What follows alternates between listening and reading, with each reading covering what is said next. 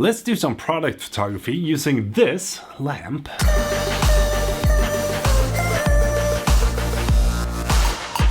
And a foldable piece of, it's basically just a piece of paper.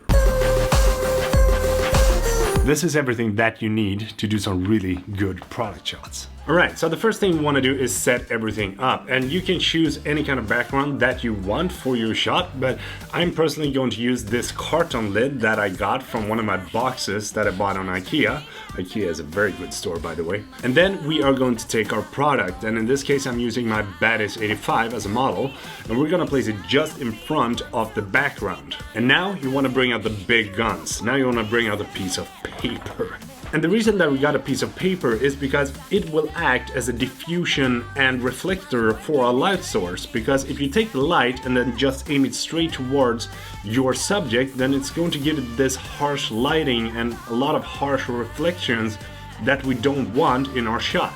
You also want to make sure that you got a tripod, and you don't have to have any kind of expensive tripod to do this. I used my GorillaPod, which I placed on a stool to get up to the same level as the table. Next up, we want to make sure that we set our focus to manual and that we choose the spot on our product that we want to have in focus. And also try to keep the ISO of your shot as low as possible, because that will give you less noise in the image. So when you got your subject in focus, you want to bring out the light source, and this is where the cool thing starts to happen.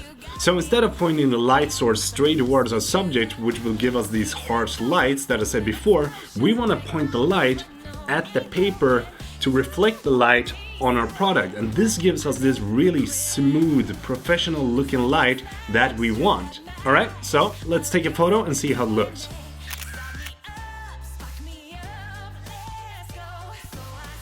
So the photo doesn't look good on its own, and that is because we only have the light from one side, but that is why we also want to move the paper to the other side and do the exact same thing and take another photo.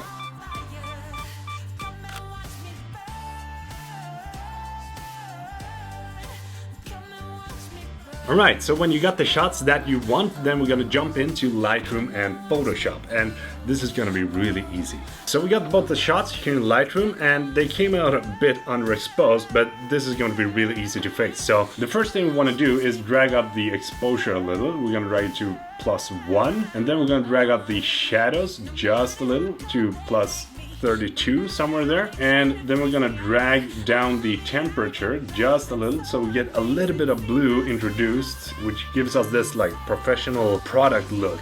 And then we're gonna scroll down and we're gonna remove all the yellow. We're gonna make sure that we remove all the yellow and orange from the image. And now we're just gonna copy this, Command C, and then we're gonna paste it to our next image. So now we want to open these two images up in Photoshop. So we're gonna mark both of them. And then we're going to choose right click, edit in Adobe Photoshop CC 2019. So we got both our images here in Photoshop, and the first thing we want to do is go down to the padlock here, and we're going to click that, and then we're going to drag this onto our other image. And to do that, we're going to hold Alt, we're going to drag it over to our other image, we're going to drop it. And this is where the cool thing happens. If we drag the opacity down, then you can see that we start to see an even exposure of our product. But it still looks a little bit underexposed, so we're going to do this in a different way. So we're going to drag the opacity back up, and then we're going to add a layer mask to these images. And when the layer mask is white, that means that you don't see anything of the layer that it's added to. We're going to choose a brush, and then we're going to make sure that we set the brush to black.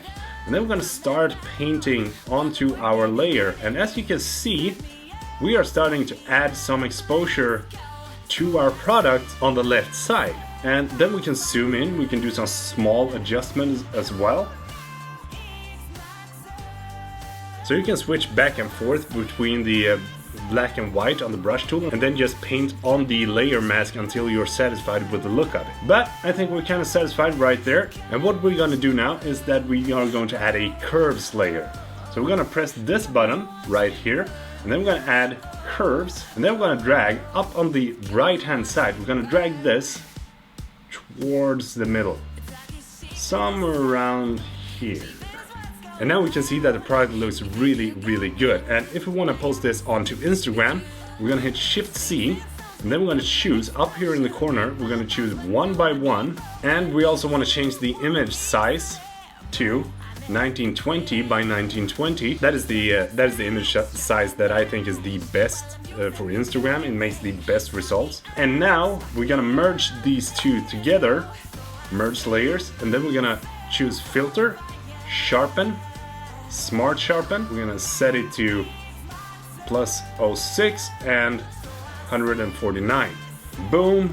Control Alt Shift S. We're gonna choose JPEG, save, and here's the final result. Come and watch me burn.